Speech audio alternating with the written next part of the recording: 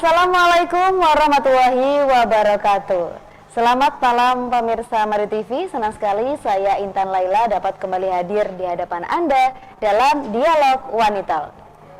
Pemirsa Madu TV, tentunya pada kesempatan malam ini Wanitalk dapat Anda saksikan di Madu TV Tulungagung yang saat ini dapat pula disaksikan di siaran digital terestrial di area Kediri dan Malang di channel 47, di wilayah Surabaya Raya di channel 25 UHF dan juga di Madiun di channel 34. Dan tentunya pemirsa Madu TV, Wanitalk selalu menghadirkan talkshow bersama dengan narasumber yang tentunya sudah berkompeten di bidangnya.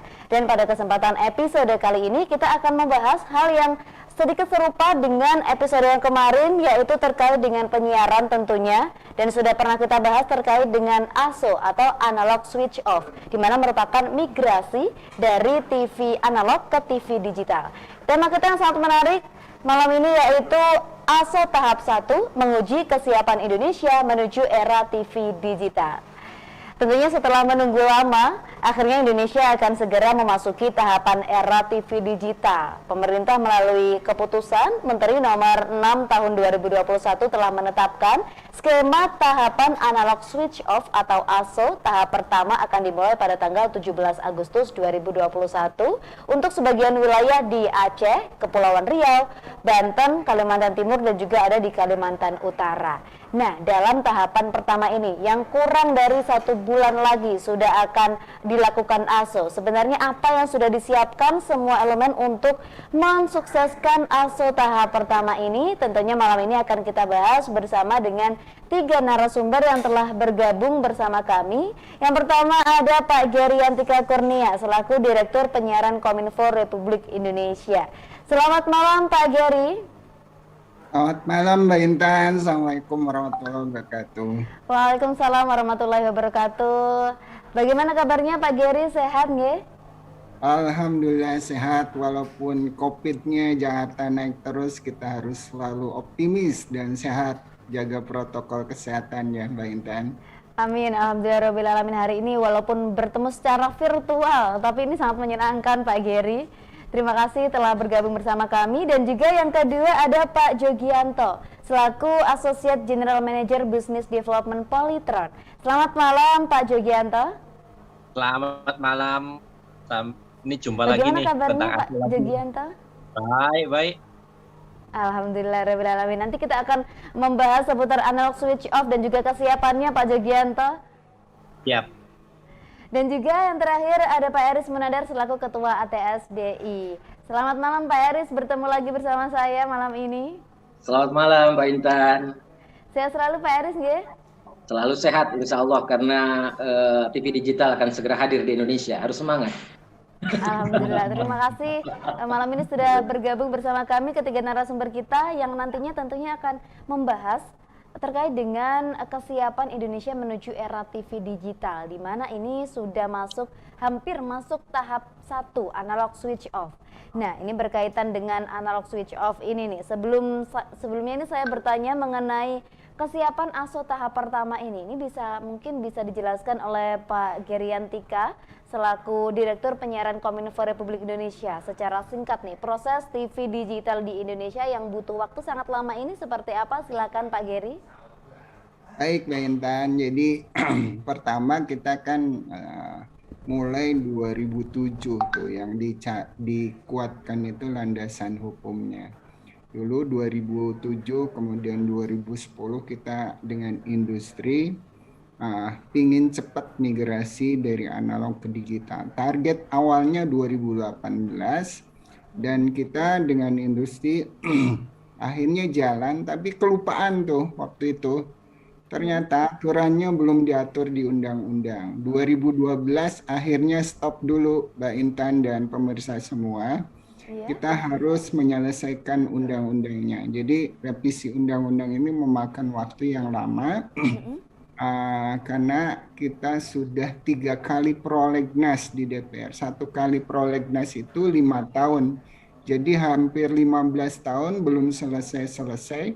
Terobosannya yaitu melalui Omnibus Law atau dengan Undang-Undang Cipta Kerja. Jadi pasal migrasi analog ke digital itu satu pasal masuk di Undang-Undang Cipta Kerja. Nah, dengan landasan undang-undang yang kuat ini, kita sudah bisa bisa melaksanakan migrasi analog ke digital. Undang-undang sudah siap, peraturan pemerintahnya sudah selesai, dan peraturan menteri yang tadi Mbak Intan sampaikan nomor 6 sudah siap. Jadi landasan hukum yang pertama udah kuat. Yang kedua apa? Yang harus disiapkan adalah infrastrukturnya. Jadi landasan infrastruktur digitalnya harus siap.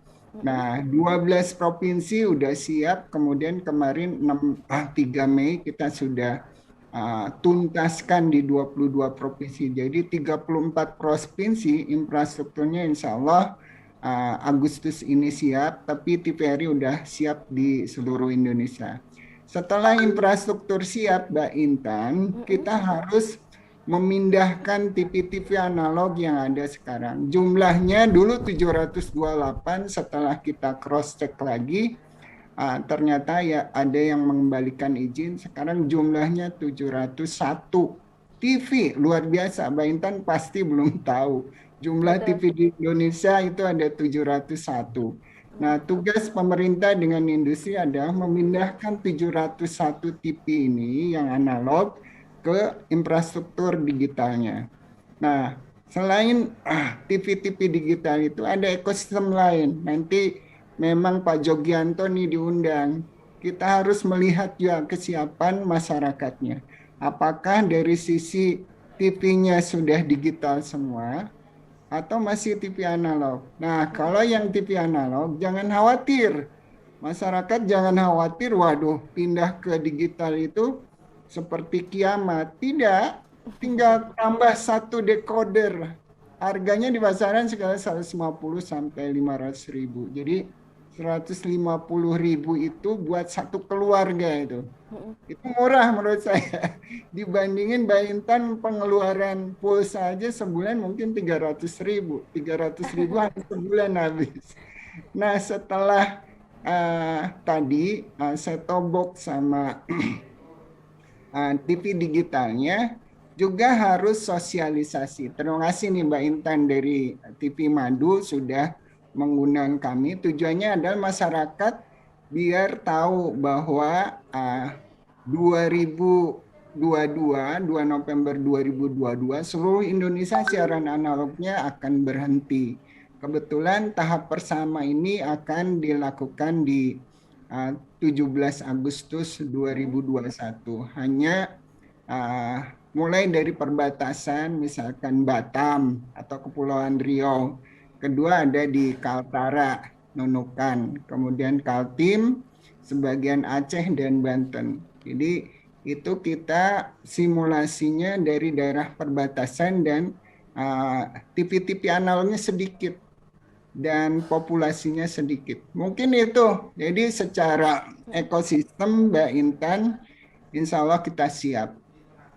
Baik, terima kasih Pak Geri. Nah, selanjutnya ini menurut Ketua ATSD sendiri, Pak Eris Munandar, terkait dengan kesiapan pelaksanaan ASO tahap pertama ini dari kacamata ATSD sendiri seperti apa Pak Eris?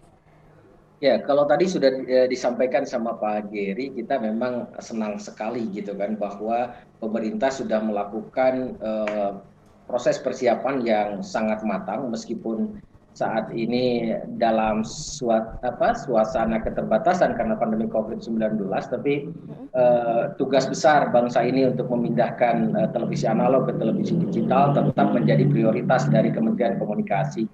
Dan ATSDI senantiasa terus mendorong dan mendukung langkah-langkah yang dilakukan oleh Kementerian Komunikasi dan Informatika ini. Kaitannya dengan tahap 1 yang tinggal beberapa hari lagi, saya pikir apa yang disampaikan oleh Pak Giri tadi memang tidak ada isu-isu yang sangat krusial sehingga masyarakat di 6 wilayah pertama itu akan siap untuk melaksanakan proses migrasi dari televisi analog ke televisi digital. Apalagi di Aceh, di Banten, di Kepri hari ini sudah mulai dilakukan sosialisasi secara masif agar masyarakat lebih siap untuk menyambut kehadiran era televisi digital. Begitu Mbak Intan. Baik, terima kasih Pak Eris. Nah, berkaitan dengan beralihnya dari TV analog ke TV digital, tentunya ada satu alat yang mendukung sekali, yaitu adalah set-top box. Nah, bersama dengan ini, dengan Pak Jogianto langsung sebagai produsen STB, ini masyarakat di luar sana pasti juga banyak sekali yang awam. Sebenarnya set-top box ini alat yang seperti apa, gunanya seperti apa? Monggo dijelaskan Pak Jogianto. Ya, selamat malam. Terima kasih untuk kesempatannya. Jadi simple sebenarnya sih, seperti yang dibilang Pak Geri tadi sebelumnya, bahwa set-top box itu basically sebuah decoder yang mungkin ukurannya itu kayak power bank gitu ya, lebih besar dikit ya. Jadi fungsi alat ini adalah mengubah atau menerima siaran TV digital untuk TV yang masih belum punya receiver analog. Maksud saya receivernya masih analog. Dia harus udah transformasi ke penerimaan siaran TV digital. Jadi dengan menggunakan soket HDMI, itu TV analog Anda yang udah lama atau TV tabung itu bisa menikmati kualitas broadcasting yang setara dengan saya bilang high definition. Jadi high definition itu kalau Anda orang di technical itu 720 sampai 1080. Jadi sangat jelas. Jadi nanti kalau Anda lihat itu bisa, kalau lagi lihat acara apa gitu ya, bahkan sampai detail kulit dari si penyiar ini itu bisa kelihatan. Jadi itulah kualitas digital yang bagus. Jadi nanti kalau itu make up-nya kurang tebel, wah pasti kelihatan deh. Tapi yang bagian make up kalau diperhatikan ya, kalau udah digital ya, itu kelihatan banget soalnya. Itu. Nah, dari situ transformasi ini digulirkan awal 2020 ya. Sebelum 2020 kita udah dapat heads up dari Pak Geri bahwa siap-siap nih ASO akan terjadi di tahun 2020. 2020 kita gencar untuk mulai sosialisasi internal. Akhirnya 2021 ini kita mulai semuanya. Dan kesiapan dari kita, hardware baik dari Polytron maupun dari Asosiasi Elektronik Gabel itu sudah melakukan dukungan penuh ke pemerintah lewat Kominfo, bahwa kita akan menyiapkan, mendistribusikan dan memberikan support kepada teman-teman di lapangan. Mulai dari reseller, mulai dari pemakai, kenapa harus pakai ini, caranya gimana, itu udah kita training. Jadi semua frontliner kita sudah kita training semua. Apa itu digital TV, kalau TV saya lama mesti pakai set-top box yang seperti apa, itu sudah semua. Jadi kalau tanya kesiapan dari segi hardware, kita siap untuk masuk ke ASO 2022, 2 November nanti ya, cut off penuhnya 2 November. Baik. Gitu. Baik, terima kasih Pak Jogianto. Tentunya nanti kita akan berbicara kembali bersama dengan 3 narasumber kita, jadi tetaplah bersama kami di Dialog Wanita.